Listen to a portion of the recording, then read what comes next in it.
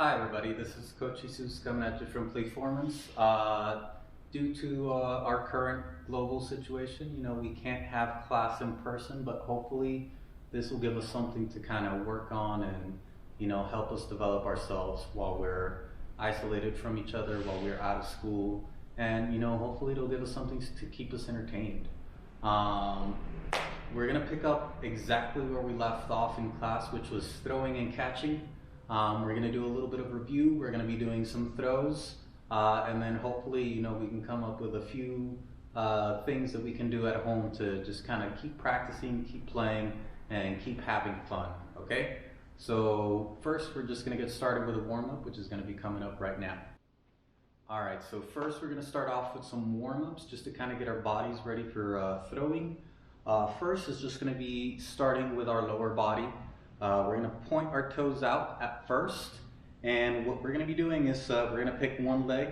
We're going to start to turn that foot inside, and you notice that your hips are going to start to turn. You're going to turn back out the other way, and then do the other side, okay? Now what you want to go for is just a good straight posture.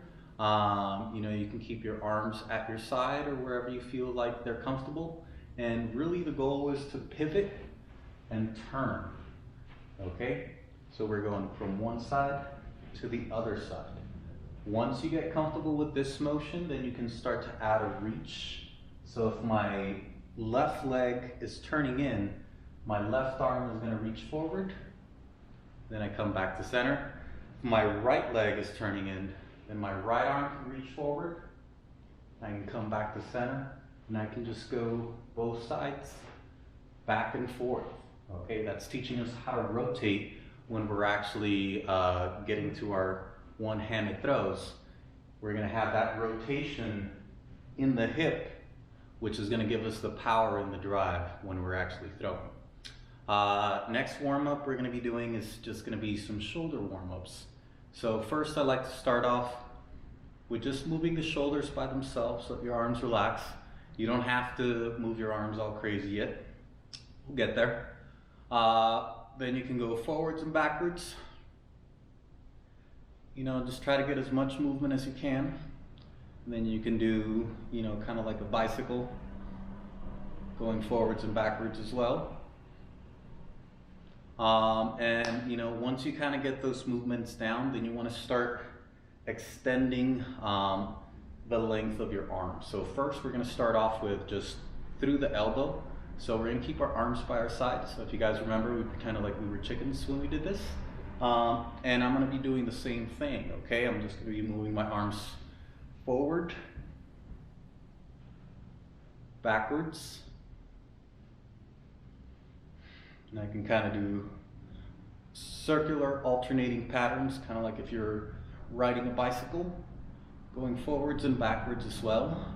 It's just going to get our upper body, our torso, and our shoulders nice and warmed up. So first we started with the shoulder, then we went to the elbow, and then we're just going to include the whole arm into the equation. Okay, so now what we're going to be doing is we're going to be swinging our arms forward, big swings, backwards, and go alternating patterns. So think about it kind of like you're swimming.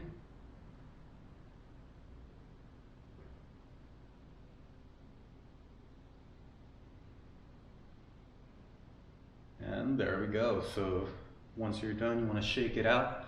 Your shoulders should feel nice and warm. Your arms should feel pretty loose, and you should be ready to start throwing stuff. All right, everybody. So first, we're just going to review some of the other throws that we've already gone over. First one was holding the ball with two hands. Now, the ball that you use, just try to find whatever type of ball you may have at home. Some of us may have something around this size. Some of us may have something a little bit larger. Or some of us may have something a little bit smaller. Just try to find an object that really kind of best fits you. It doesn't necessarily always have to be a ball, but please make sure you ask your parents. Make sure that, whatever object you're using, that they're okay with you using that object. And also make sure that when you're actually practicing this, that you're in an open area. Make sure that there's no windows near you. Make sure there's no things near you that might accidentally break. And then we can go ahead and get started, okay? So first throw that we worked on was our two-handed throws. So we did a variety of two-handed throws at first. So first we started off with two hands and going underhand, okay? So the mechanics behind this is you're gonna bring your hips back, you're gonna bring the ball low by your knees, and then as your hips come forward, your arms are gonna raise up, and then when you release the ball, that's basically where the ball is gonna go. So if I release the ball right here, the ball is gonna go forward. If I release it a little bit higher, it's gonna go a little bit higher and still forward. If I release it, closer to the end range, as my arms are going all the way up, then it's gonna go straight up and straight down. So you can practice all of the directions that your ball can go, okay? So first I'm just gonna go straight up just to demonstrate. So hips go back, ball by the knees, and then you just throw up and you can catch, okay? So you're throwing and you're catching all by yourself. If you have a friend that you can throw and pass back and forth to, that's gonna make things a whole lot easier, a lot more engaging, a lot more fun. But if you're all alone, then you can still get a lot of this done. So next we can practice throwing forward, and for that, we can use any ball that doesn't have stuff hanging from it, or just make sure to just ask your parents before you start throwing things, just because I want to make sure that we're safe at home, and we're respecting what our parents want. Okay, so I have a ball right here, so I'm going to be doing the same thing. I'm going to be holding the ball with two hands, bringing my hips back, ball by my knees, and then I'm going to release a little bit sooner so that the ball goes forward instead of going straight up. Okay, so I can release and then the ball will come back to me. Okay, now something to keep in mind is depending on what kind of ball you're using, you may have different levels of bounce. Okay, this ball is not particularly bouncy, so I kind of have to throw it a little bit harder to get it to bounce. But let's say if you're using something like a small basketball or one of those really bouncy balls, then you might need to step away from the wall a little bit more. Okay, so second pass that we worked on was our chest pass. Okay, so with this one, really what you're going to be doing is holding the ball with two hands. Once again, you're going to be holding the ball by your chest, and then you're just basically going to push the ball forward. Okay, so this one works really well when you have a wall. So all I can do is stand right next to my wall. Like I said, depending on the ball that you're using, if you're close to the wall, you may want to hold back a little bit on your power. If you're having a ball that's not very bouncy, then you can kind of throw it a little bit harder, or you can manage your distance, get a little bit further away from the wall. That way it doesn't come back and hit you in the face. Okay, so I'm gonna grab the ball, hold it to my chest, two hands, and I'm just gonna push forward. Okay,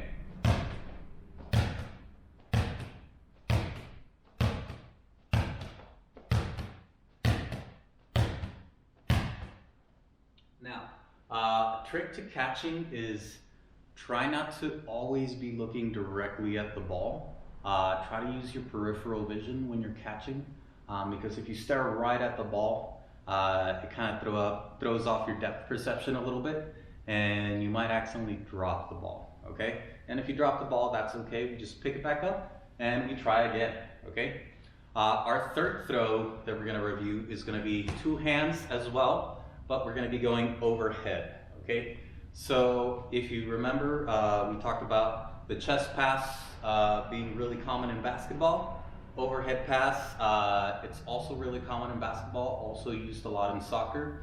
So they're really good to practice. I don't know if how many people play all these sports, but they're still good to have. So next pass, two hands, ball is going to go over your head. Okay, now you want to keep a little bend on your elbow. You don't want your arms to be totally straight. You want to keep a little bend on your elbow, and then you're gonna swing the ball forward using your shoulders first, and then extending the elbows is gonna finish the motion, okay? So once again, I can use my wall. I can bring the ball over my head, elbows bent. I can bring my arms forward, moving through the shoulder, and then I'm gonna extend once I get to a point where the ball is right in front of my face, okay? And then this wall is actually slanted, so if I hit it straight, it's gonna angle down. So if I have such a wall at home, which I don't, I can always go down on my knees and I can work the same thing.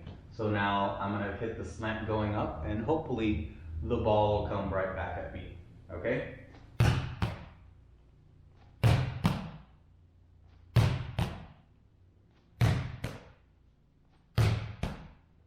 All right, so those are our 3 two-handed passes. All right, everybody, so now we're gonna be working on one-handed throws. Now for these, there's gonna be a few extra mechanics simply because we don't have the power of using our 2 hands. So when we were doing our two-handed throws, left and right arm working together along with the hips can generate a lot of force. Same thing, left and right arm together, working with your chest can generate a lot of force. And left and right arm together with your lats and your triceps can generate a lot of force. Now, when you're throwing with one hand, we're gonna start with an underhand throw first, just because it's gonna be a little bit simpler, but the mechanics for both are gonna be fairly similar, okay? So first, what I wanna do when I'm throwing underhand is make sure that I have a good grip on the ball, okay? Next thing to keep in mind is gonna be the type of ball that we're using, okay? I'm using a tennis ball right now, but if you're using, let's say, a racket ball or a super ball, you may wanna stand far away enough from the ball to where you can actually have time to see it and catch the ball. And make sure you have plenty of space, because super balls and racket balls can slide pretty fast, pretty hard, okay? So I'm gonna be holding the ball with one hand pretty firmly. When I aim, I kind of want to have a side angle to where I'm aiming, so I can use my free hand to kind of get an idea of where the ball is going to go, okay? Now, the leg that's in front, I want to point that forward. What that's going to do is it's going to help me shift my weight, okay? Now, a lot of times what you can do is you can pick that leg up and then set it down. As you set it down, your weight starts to shift forward, you start to generate momentum, okay? Next part, as my foot goes forward, we're gonna use that pivot that we learned in our warm-up, okay? So if you notice, first I start with my body facing this way, shoulder pointed that way, okay? When I pick up, point my foot that way, and I pivot, now my whole body is facing forward. Now, as I throw, okay, as I pivot, that pivoting motion is gonna be when the arm moves, okay? So my arm can start out here, kind of like if you're doing that yoga pose, I don't know what it's called. And as you pivot the back leg forward, your arm swings in front of you, okay? So we're gonna use our wall again. Not sure where this ball is gonna fly just because this wall is at an angle, but let's hope it comes back to me, okay? So I'm gonna start with facing what I'm aiming at. So I'm gonna aim at those little flowers right there. I'm gonna take a big step, point my foot, my hand, I'm gonna pivot, I'm gonna swing, and then I'm gonna release around shoulder height, okay? So here it goes. And the ball comes back to me, okay? And you can adjust your distance so that you make sure that the ball lands in a spot where you can actually catch it. Because if I throw from like way back here and I use the same amount of force, it's not gonna make it towards me. So it's good to kind of get an idea of where you should position yourself in relationship to the wall.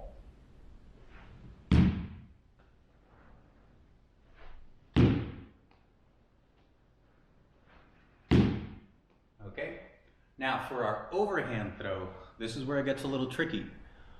Just simply because how you hold the ball is gonna change your accuracy, okay? So there's a variety of different ways to hold the ball. You can hold it like this, this. Personally, I like to hold with thumb, index, and my middle finger, okay? Now, as you're throwing, you're actually gonna give it a little bit of a flick with your two fingers, okay? And it's actually gonna help you aim. So a good way to aim is just kind of make a peace sign, look through there, and that's gonna help you kind of aim a little bit better, okay? So, mechanics are gonna be very similar to our underhand throw. You know, if you played baseball, you're really familiar with this, but front leg is gonna raise, and then as it sets down, my weight starts to shift forward, okay? So if you actually look at the ball, when I pick my leg up, the ball is traveling forward before I even throw it. So now, as I step, I'm gonna pivot, and during that pivot is the time where the shoulder should move, okay? So if I go here, pivot, and then swing, then I'm wasting all of that energy that I built up for my step and my pivot, okay? And if you're only throwing just using your arm, that's usually when you can hurt your shoulder, okay? So I'm gonna bring my knee up, step, pivot, throw, and you see how I have my little peace sign. I'm exaggerating a little bit right now, but when I let go, my peace sign is aiming right at the camera at the moment. So next, I'm gonna move over to my little flowers, okay? So same thing, I can use my free hand to aim, point my foot forward, bring my foot up, shift my weight, pivot. As I'm pivoting, arm goes over, and then I aim at the thing that I'm throwing at, okay? So here goes. Boom, right at the flowers.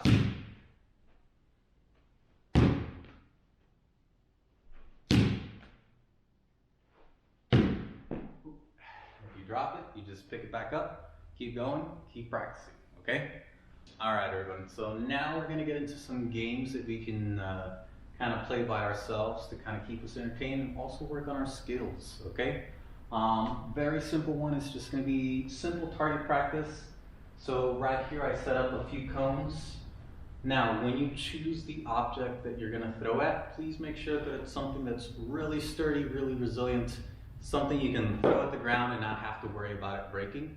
So if you notice, I just threw that cone at the ground pretty hard, but it's still in one piece, nothing happened to it, it's still good. So please make sure that you use objects that are very resilient, that are not gonna break when you either throw them or throw something at them, okay?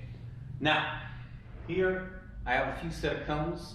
Now I can use all of my throws to practice and see, you know, if I can be fairly accurate with my throws, okay? So just a quick rundown of all our throws that we did. We had our two hands, underhand, so I can try to see if I can hit cone with that throw. We had our chest pass, so I'm gonna try to see if I can hit another cone with my chest pass. And we also had our overhead throw, which, same thing, I can try to see if I can knock down one of those cones. Now, right there I missed, but that's okay. You can always set them back up. And, you know, the goal is practice. Like I always keep saying, there's no secret to being good at anything, you just have to do it a whole bunch. And, you know, a lot of us have a lot of free time, so this is a really good opportunity to just become really good at whatever it is that you want to become good at. So I'm gonna try my overhead throw one more time. All right, there we go, I got one. Next, we're gonna do our one arm underhand. So, step, pivot, throw. I got that yellow one. And last, I'm gonna do my overhead throw, okay? So I'm gonna do the same thing, step, pivot, throw, okay? Oh, that was a bad one. And there we go, okay?